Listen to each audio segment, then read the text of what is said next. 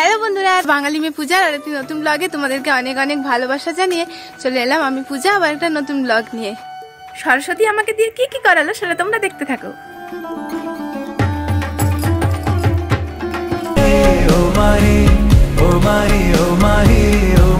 তোমরা সবাই কেমন আছো? আমি তো বেশ ভালো আছি আর আমরাও বেশ ভালো আছি, তোমরাও নিশ্চয়ই খুব ভালো আছো। আসলে বন্ধুরা আজকে সকাল সকাল এত ভোর ভোর উঠেছি যে ভিডিওটা শুরু করা হয়নি, তাই ঠাকুর আনতে যাওয়ার সময় থেকেই ভিডিওটা শুরু করলাম তোমাদের কাছে। আর বাবা সকাল সকাল উঠে পড়েই দেখি কলা গাছ কাটতে চলে গিয়েছে, কারণ কলা গাছ দিয়েই আজকে প্যান্ডেল বানাবো। সেই প্যান্ডেলটা কি করে বানাবো, কত সুন্দর হবে বন্ধুরা, তোমাদের সাথে আমি শেয়ার করব। আমি আর মা হলুদ হলুদ পরে ফেলেছি। কেন বলো তো, কোথায় যাচ্ছি? পুজো তো এসেই গেল, সরস্বতী পুজো। আর এবছর সরস্বতী পুজো আর ভালোবাসার দিন কিন্তু বন্ধুরা একদম একসাথে, তোমরা সবাই জানো নিশ্চয়ই। তো আমি আর মা যাচ্ছি আজকে সরস্বতী ঠাকুর আনতে। দেখি যত বড় ঠাকুর পাবো নিয়ে চলে আসবো একদম। প্রত্যেক বছর তো মোটামুটি ঠাকুর আনা হয়, এবছরও দেখা যাক কিরকম ঠাকুর আনি আমরা। আর দেখো এখানে ছোট ছোট টিপও পড়েছে দুজনে, লাল আর হলুদ, আমি কালো আর হলুদ। তো এই দেখো নীল আর হলুদ, আমিও নীল আর হলুদ পরে ফেলেছি, রং মিলান্তি হয়ে গেছে একদম। তো চলো আমরা ঠাকুরের কাছে যাই, কিরকম কি ঠাকুর কিনি, তোমরা পুরো ভিডিওটা দেখতে থাকো, তাহলে কিন্তু মিস করে যাবে। চলো বন্ধুরা ঠাকুরের কাছে গিয়ে আবার তোমাদের সাথে দেখা হচ্ছে।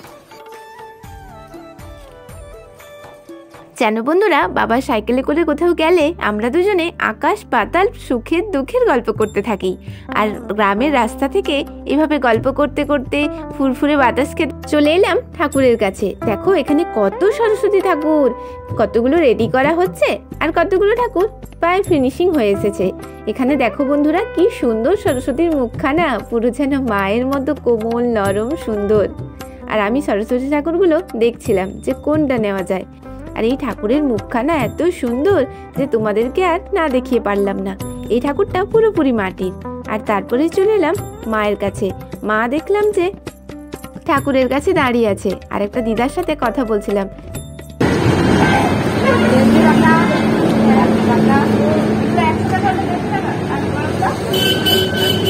এটা ভালো লাগছে, কিন্তু সরস্বতীকে ঠিক সবুজে মানায় না। সবুজ কাপড় দরকার আবার, আমি সাদা কাপড়, লাল কাপড় সাদা কাপড়। হ্যাঁ, এটার থেকে আবার ওটা ছোট মনে হয় না? না বড় মোটা হয় না। এবছর কিন্তু বেশ বেশি হয়েছে ঠাকুরের দাম, 400, 500, 3000, 4000 বিদ্যা এখন বাজারে বিক্রি হচ্ছে। আর বিদ্যার বাজারে আমরা সবাই মিলে চলে এসেছি, সব পরিবারে ঠাকুর কিনতে চলে এসেছি। এখানে ঠাকুরগুলো দেখো খড় দিয়ে মোড়া আছে বাস্কেটে করে করে, কারণ ঠাকুর তো ভেঙে যেতে পারে, একটার সঙ্গে একটা দাগ লেগে যেতে পারে। পুরো হলুদ রঙের সরস্বতী, এরকম সরস্বতী ঠাকুরেই প্রথম দেখলাম আমি। আমার জামার সঙ্গে রং মিলে গেছে। তারপরে কয়েকটা ঠাকুর দেখে দেখে এই কাকুর কাছ থেকে ঠাকুর কিনে নিলাম।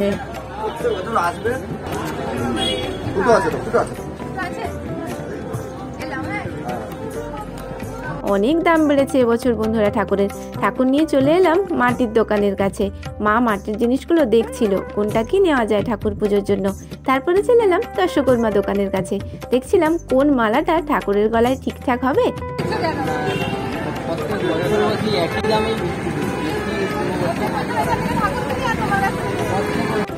চলে এলাম আমাদের বাড়ির কাছে দর্শকর্মা ভান্ডারে। এসেই দেখি ছোটবেলার কাজল পাতির সঙ্গে আলাপ হয়ে গেল। তার পাশে দেখি বউ আর বর দুজনে মিলে দাঁড়িয়ে আছে, বেশ ভালো লাগলো। কিন্তু ওই দেখো কি মারছে বউ বর, ওটা দেখতে পেলাম, দারুণ সুন্দর কুলের উপরে ছবিটা আঁকা, বেশ ভালো লাগলো, তাই একটু তোমাদের সাথে শেয়ার করলাম। কেমন হয়েছে কুলোটা, কেমন লাগছে তোমাদের বলো তো বন্ধুরা। ঠাকুর কিনতে যাওয়ার আগে দর্শকর্মা দোকানের কাকুর কাছে পুজোর ফর্দটা দিয়ে গেছিলাম। তো কাকু রেডি করে রেখেছিল, একটা একটা করে বললো তুই গোছা, আমি দিতে থাকি, তাহলে ভুল হবে না, মিলে যাবে জিনিসগুলো। তাই জন্য আমি একটা একটা করে গুছিয়ে নিচ্ছিলাম ভালো করে। তারপরে বাজার করে বাইরে আসতে দেখি কাকু এখানে গরম গরম রসগোল্লা কড়াইতে দিচ্ছে। তা দেখে আর লোভ সামলানো যায়, কয়েকটা কিনেও নিলাম। ঠাকুর কিনে নিয়ে মা আর আমি দুজনে মিলে টোটোতে করে বাড়ির দিকে চললাম।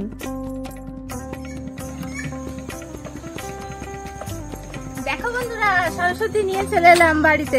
তো সরস্বতী ঠাকুর আসলে তো শাঁখ বাজাতে হয়, ঠাকুরটা নিয়ে যাই আর শাঁখ বাজিয়ে দিই।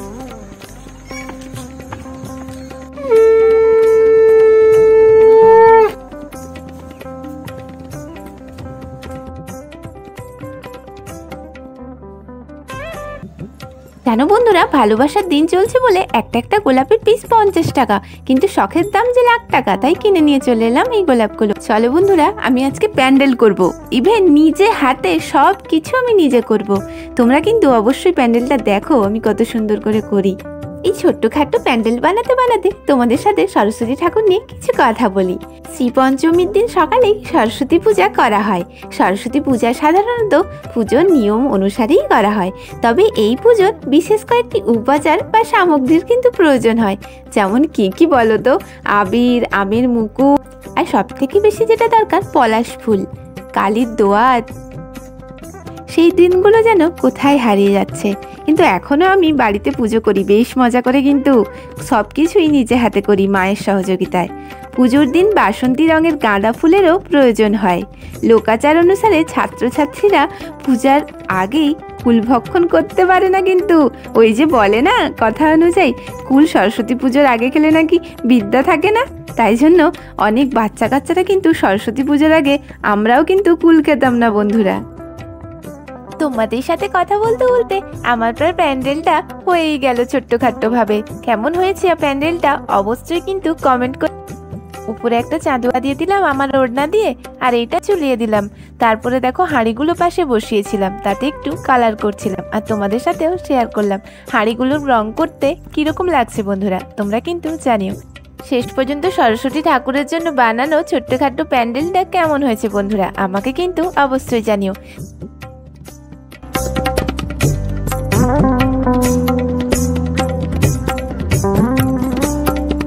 প্রায় সব জায়গাতেই বাড়িতে আলপনা দিয়েছি। বাচ্চা কাছে এসে বললো তোমাদের ঘরে পুজো হবে, তাহলে বাইরেও আলপনা দাও দিদি। তাই জন্য আমি বাইরেও আলপনা দিচ্ছিলাম। আর ওদের শুধু মজাটা দেখো, ওরা তো নাচতে আরম্ভ করে দিয়েছে যে যার মতো আনন্দে, আর আমি বসে বসে ওদের সাথে গল্প করতে করতে আলপনাটা দিয়েও দিলাম। স্নান করে এসেও বন্ধুরা রেহাই নেই, তাও ঠাকুরের কাছে অল্প অল্প করে। ভিডিওটা তোমাদের কেমন লাগলো বন্ধুরা অবশ্যই আমাকে কমেন্ট করে জানিও। আর পরবর্তী সব সুন্দর সুন্দর ভিডিও দেখতে চ্যানেলটি সাবস্ক্রাইব করে লাইক করে আমাদের পাশে থেকো। আজকের মতো টাটা।